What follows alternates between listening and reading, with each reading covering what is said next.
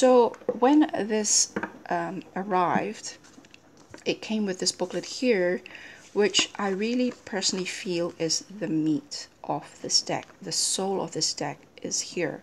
I almost feel as if the creator sat with the tarot or the tarot archetypes for about a year, or however long she said was the process of the creation of this. And she jotted these in her journal. It's almost as if this is the sort of culmination of her reflections or of her contemplations and studies over the archetype. It's almost as if from these words, these were born, these images. And so that these images aren't really the meat of the deck, but these words, the thoughts and the inspiration and the spirit behind these words are really truly the deck. And so for that reason, I actually feel quite I wish that this is less than just a piece of paper. And and then I think it was the Ten of Cups that I read out to you. I mean, the Empress is pretty, perhaps the more self-explanatory with the pomegranate there.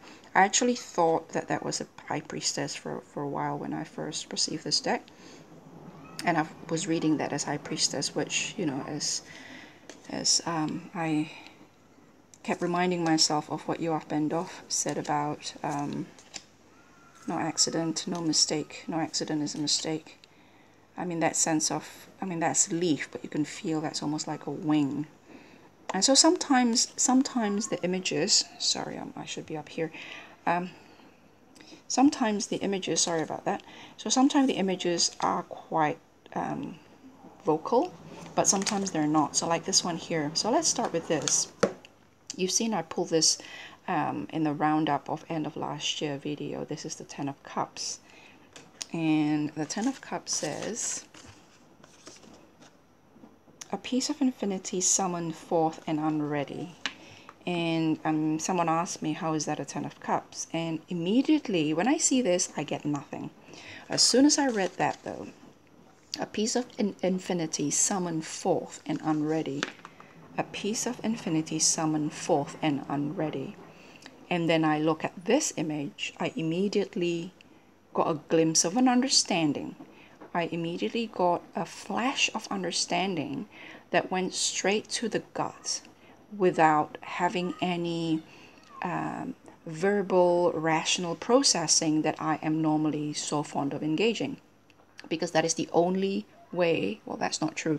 That is the most, that is my fallback position when I learn, is to engage in an analytical way, because that's how I was trained most of my life, and I don't know any other way. And now that I've read for 3.5 years in a very sort of cerebral way, it's almost as if finally I'm able to let go of that a little bit. And thanks to this particular deck,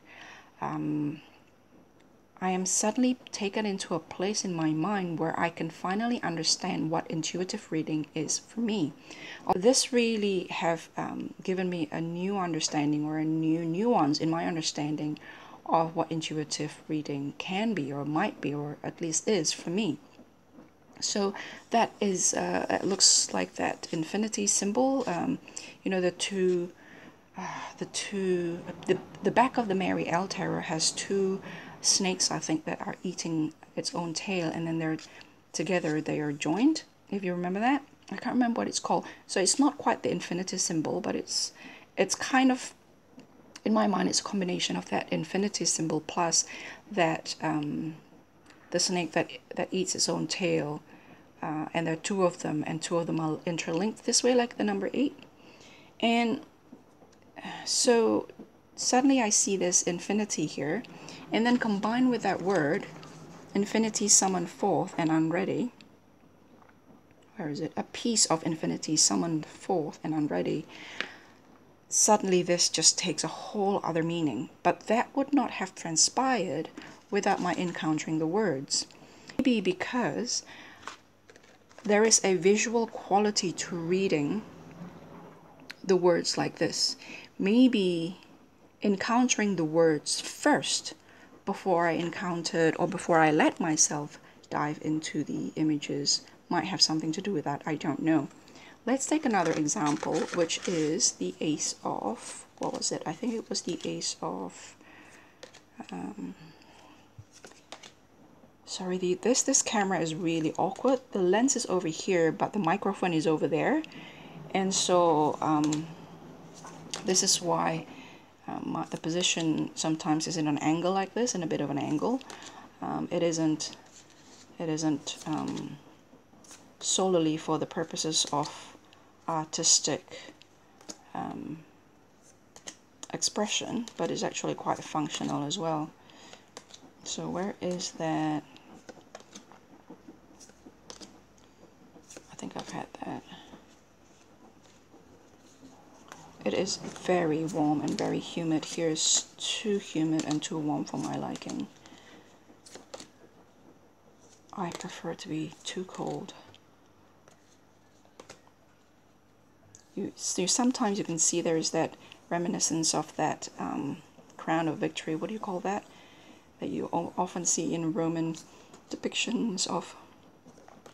So sometimes it's pretty, you know, sometimes it can be quite like the Eight of Swords. So sometimes the visual can be quite, I've seen that as well. So let's take a look at this one, for example. This is the Five of Pentacles. The Five of Pentacles says, stagnant and beholden to outside forces, find better ways to grow a fire. I'll repeat that. Stagnant and beholden to outside forces, find better ways to grow a fire. And after reading that, you see this.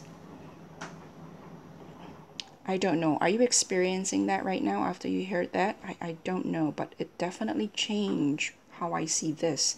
I can't see what I see in this now without going through the words first. And so I will give you an example of, I think it was Justice.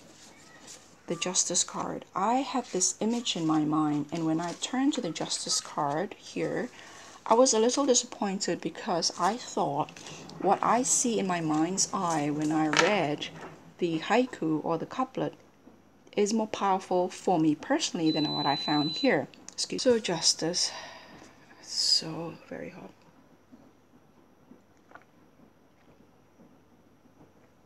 Excuse me.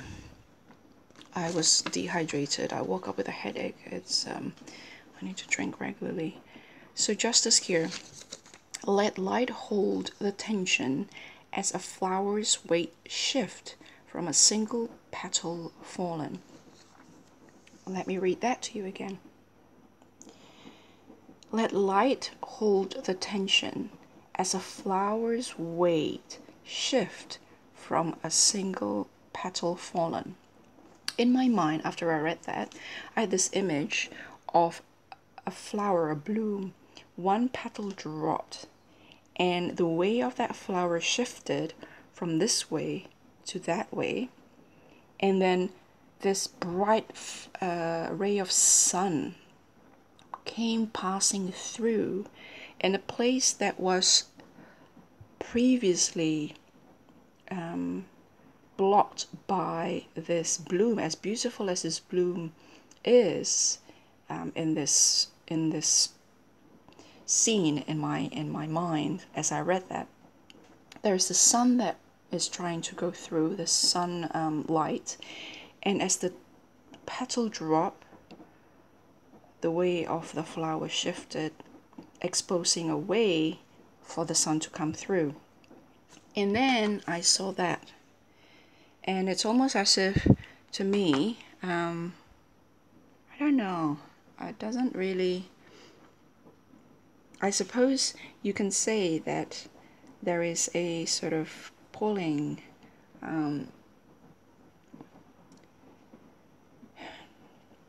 there is an even tension held by the blooms and the lights on each side.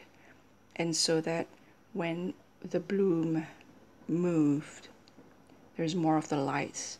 When the bloom returned to the central stage like that, there's less light, but it's beautiful.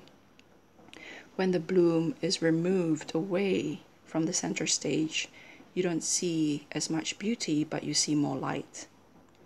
So that's what I'm getting there. So I kind of, but just seeing this, I wasn't able to get that out of this illustration.